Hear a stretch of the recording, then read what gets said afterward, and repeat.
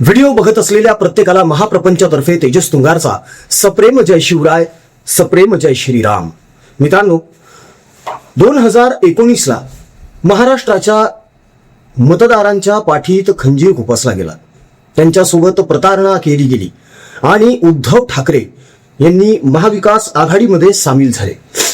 मग मुख्यमंत्री पदाची खुर्ची मिळवली, मुलाला कॅबिनेट केलं, पर्यावरण मंत्री, पर्यटन मंत्री केलं आणि त्यानंतर काय काय काय काय घडत गेलेलं आहे हे अवघ्या देशानं बघितलेलं आहे.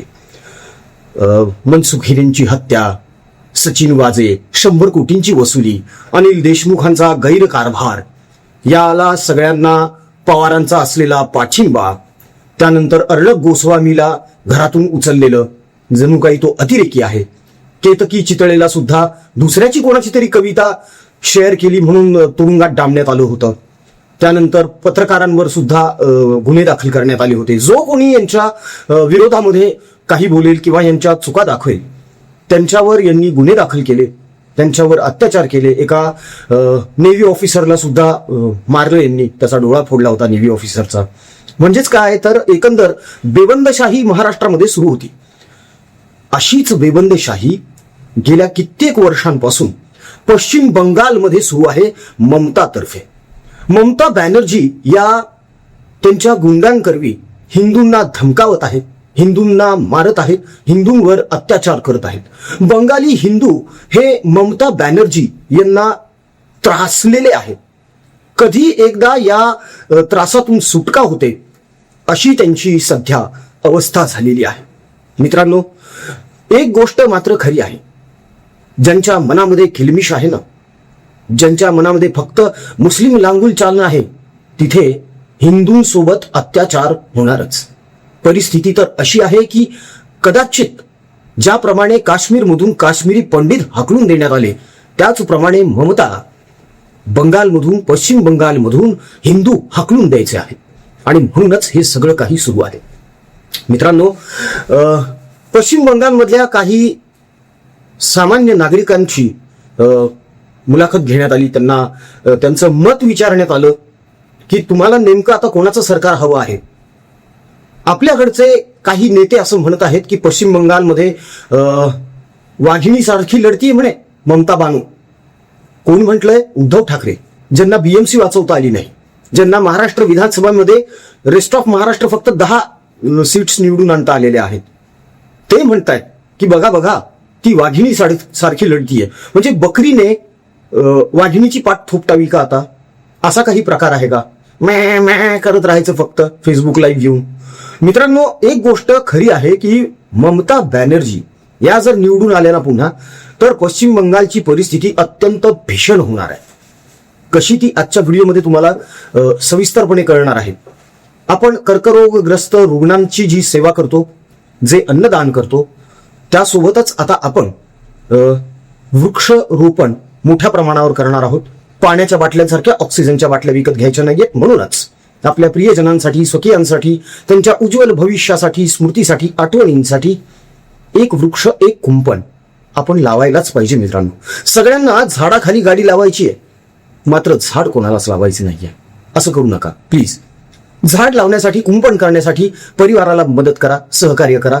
परिवार काळजी घेईल ते झाड जगवण्याचं आणि त्याचं संगोपन करण्याचं. तेव्हा दिल्या गेलेल्या जीपे, फोनपे क्रमांकावर अवश्य सहकार्य करा. मित्रांनो, ट्रान्झॅक्शनचा स्क्रीनशॉट व्हॉट्सअपवर टाका, म्हणजे त्याची पावती बनवता येईल. काळाची गरज ओळखा आणि एक पाऊल पुढे या. पश्चिम बंगालमध्ये जे काही सध्या सुरू आहे त्यावर महाराष्ट्रातले नेते सुद्धा टीका टिप्पणी करतायत. काय तर म्हणे SRPFच्या ज्या तुकड्या इकडे घुसल्या पश्चिम बंगालमध्ये, त्या अराजक माजवण्यासाठी घुसलेल्या आहेत. ममता बॅनर्जी म्हणजेच ममता बानो यांचं तर म्हणणं असं आहे की हे जे जवान आलेले आहेत ना पश्चिम बंगालमध्ये, हे तुमच्या सुरक्षेसाठी आलेले नाहीये, तर हे तुम्हाला मारण्यासाठी आलेले आहेत. अशा प्रकारच्या अफवा पसरवण्यात येत आहेत आणि तिकडच्या शांतीप्रियांची माथी भडकवण्यात येत आहेत. मात्र नरेंद्र मोदी, अमित शहा यांनी वेळीच हा धोका ओळखला आणि जास्तीच्या तुकड्या तैनात केल्यात. तरी देखील ममता बानोचा जो तिथला अराजक माजवण्याचा फंडा आहे तो अजूनही कमी झालेला नाहीये. आणि हे पश्चिम बंगालचे नागरिक उघड उघड बोलत आहेत, तेव्हा एक नागरिक आहेत पश्चिम बंगालचे, ते काय म्हणतायत, ममता बानू जर निवडून आली तर काय होऊ शकेल, यावर त्यांचं भाष्य काय आहे, हा एक अत्यंत गंभीर इशारा आहे मित्रांनो. तेव्हा अत्यंत काळजीपूर्वक या बंगालीचं म्हणणं ऐकून घ्या. देखिए, अगर बीजेपी नहीं आई तो वो पोस्ट पोल वायलेंस निश्चित है. 5 साल के अंदर में हम लोगों को सब बोरिया बिस्तर बांध के किसी दूसरे स्टेट में जाना पड़ेगा. तो ये हम लोगों के लिए as a businessman, as a Hindu Bengal के अंदर में हम लोगों के लिए बहुत ज़रूरी है कि इस बार परिवर्तन लाए. एज अ हिंदू क्यों बोला लगता है? एज अ हिंदू इसलिए बोला कि हमने बंगाल में इस तरह से पिछले 12 साल 15 साल का ट्रैक रिकॉर्ड रहा है कि हिंदू कोई भी फेस्टिवल कर रहा है तो हम लोगों को हाईकोर्ट जाना पड़ रहा है. क्यों? क्योंकि यहाँ परमिशन नहीं मिलती हम लोगों को. बघितलं, ममता बॅनर्जी यांनी इतकी अराजक परिस्थिती निर्माण करून ठेवलेली आहे की परत जर या निवडून आल्या तर बंगाली हिंदूंना बंगाल सोडून दुसऱ्या स्टेटमध्ये जावं लागेल असं तिथले बंगाली म्हणतात स्वतः. त्यामुळे ममता बानो यावेळेस निवडून येता कामा नये. मात्र काही नेते असे आहेत जे मोदी द्वेषानं इतके पछाडलेले आहेत की त्यांना कोणीही चालतं.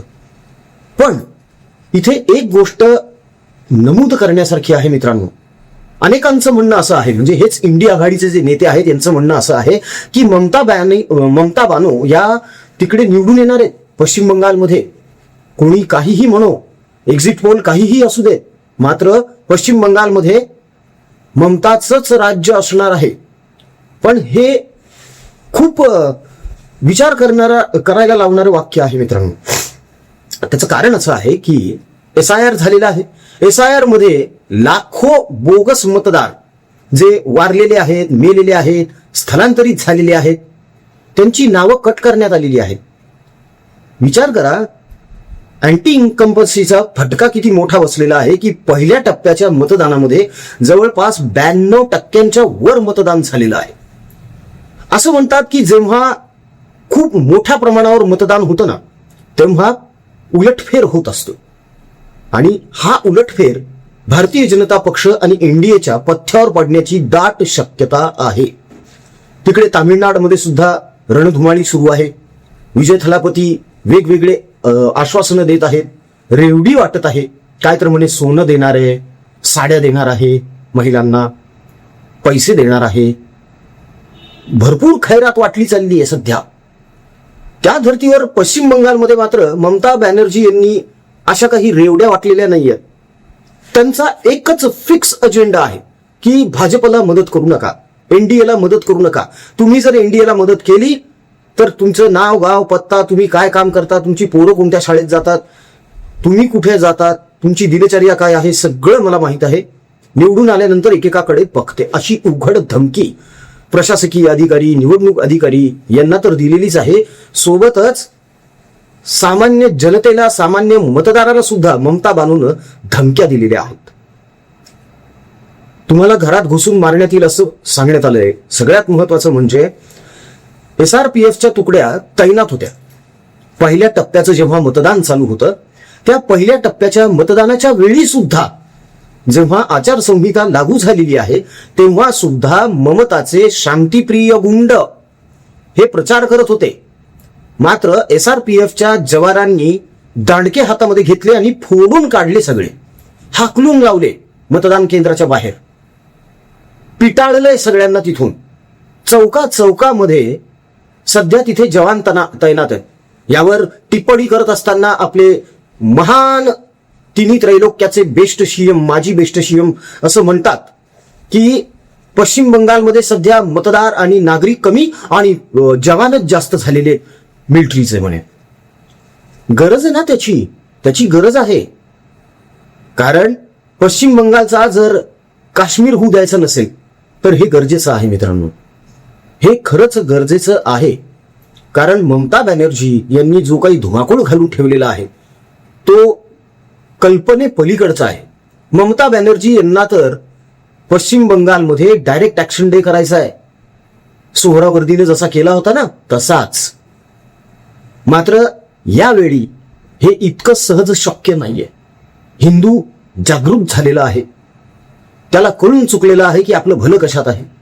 पश्चिम बंगालच्या लोकांना हे कळून चुकलेलं आहे की विकास, रोजगार, उद्योगधंदे हे गरजेचे आहेत.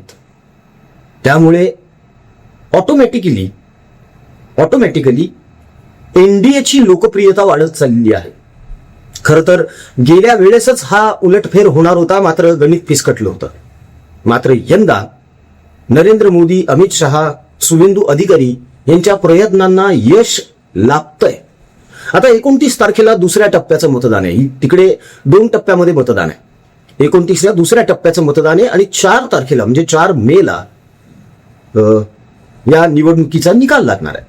पश्चिम बंगालमध्ये सध्या वारं असं फिरत आहे की 4 मै ममता गई. जायलाच पाहिजे. हे असले लोक नकोच हो, भारतातच नको ही लोक. ह्यांना द्या पाठवून तिकडे पाकिस्तानमध्ये.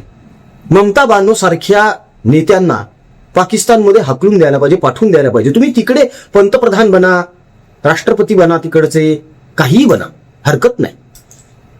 तुमची भारताला अजिबात गरज नाही. कदाचित यंदाच्या या निवडणुकीमध्ये पश्चिम बंगालचा मतदार हा संदेश ममता बानोला ठणकावून देणार आहे.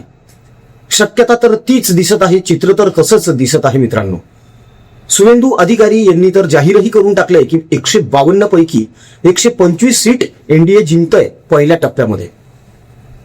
अनेक राजकीय तज्ज्ञांचा, राजकीय विश्लेषकांचा, राजकीय अडाखे तडाखे बांधणाऱ्यांचा असा अंदाज आहे की यंदा भारतीय जनता पक्ष 165 ते 170 सीट्स पर्यंत मजल मारू शकतं आणि स्पष्ट बहुमत मिळवून एनडीएचं सरकार तिथे येऊ शकतं. मित्रांनो, तुम्हाला काय वाटतं? ममता बॅनर्जीचं हे अराजक राज्य संपलं पाहिजे की नाही? ममता बानो जिंकायला हवी की नको? ममता बानो जर जिंकली तर तिथली परिस्थिती आणखी भीषण होणार, हे त्रिवार सत्य आहे.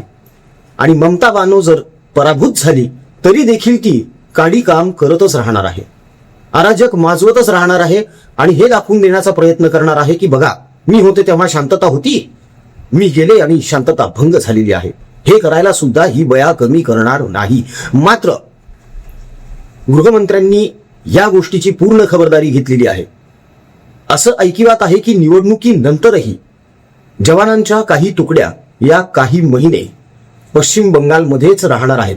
Even IB, raw intelligence, military intelligence यांचे सुद्धा हेर, यांचे एजंट्स, यांचे अधिकारी गुप्त रूपाने पश्चिम बंगालचे दौरे करत आहेत. तिकडे फिरतायत, तिथल्या परिस्थितीचा खडा अंदाज घेत आहेत आणि ती सगळी माहिती कलेक्ट केली जाते. त्यामुळे खूप मोठ्या प्रमाणावर धरपकड होईल जर ममता बानो हरली तर, आणि ती हरायलाच पाहिजे. यांना हिंदू नकोयत, हिंदू देव नकोयत, हिंदू धर्म नकोय, सनातन नकोय. मग यांनी राहायचं तरी कशाला या भारतामध्ये? भारत ही सनातन भूमी आहे. तिथे ह्या असल्या लोकांची अजिबात गरज नाही. मित्रांनो, या सगळ्या घटनेवर, या सगळ्या प्रकारावर तुमचं काय मत आहे नक्की कळवा. जाता जाता विनंती आहे, कमेंट्स करायला विसरू नका. आपण कर्करोगग्रस्त रुग्ण जे आहेत त्यांचे औषधोपचार, नातेवाईकांसाठी अन्नदान, जे हलाखीच्या परिस्थितीत आहेत, विद्यार्थ्यांचं शिक्षण, शेतकरी राजाचं घर बांधून देणं, त्यांना सामान पोहोचवणं, त्यांच्या मुलांची काळजी घेणं, कुटुंबाची काळजी घेणं, हे सगळं करत आलेलोच आहोत, पुढेही करणार आहोत. आणि आता आपण मोठ्या प्रमाणावर वृक्षारोपण करत आहोत. तेव्हा झाडाखाली गाडी लावायची असेल तर झाड लावणं गरजेचं आहे, आणि झाड लावणं नाही, ते जगवणं गरजेचं आहे. म्हणूनच दिल्या गेलेल्या जीपे फोनपे क्रमांकावर आपल्या इच्छेनुसार, मर्जीनुसार काळाची गरज ओळखू जे काही सहकार्य आपल्याला करता येईल ते अवश्य करा. ट्रान्झॅक्शनचा स्क्रीनशॉट परिवाराच्या व्हॉट्सअपवर नक्की टाका, म्हणजे त्याची पावती बनवता येईल. मित्रांनो, आपल्या पुढच्या पिढीसाठी, उज्ज्वल भविष्यासाठी, सुखकर आयुष्यासाठी एक पाऊल पुढे या. व्हिडिओ आवडला असेल कमेंट करा, लाईक करा, शेअर करा. महाप्रपंच या चॅनलला सबस्क्राईब करा.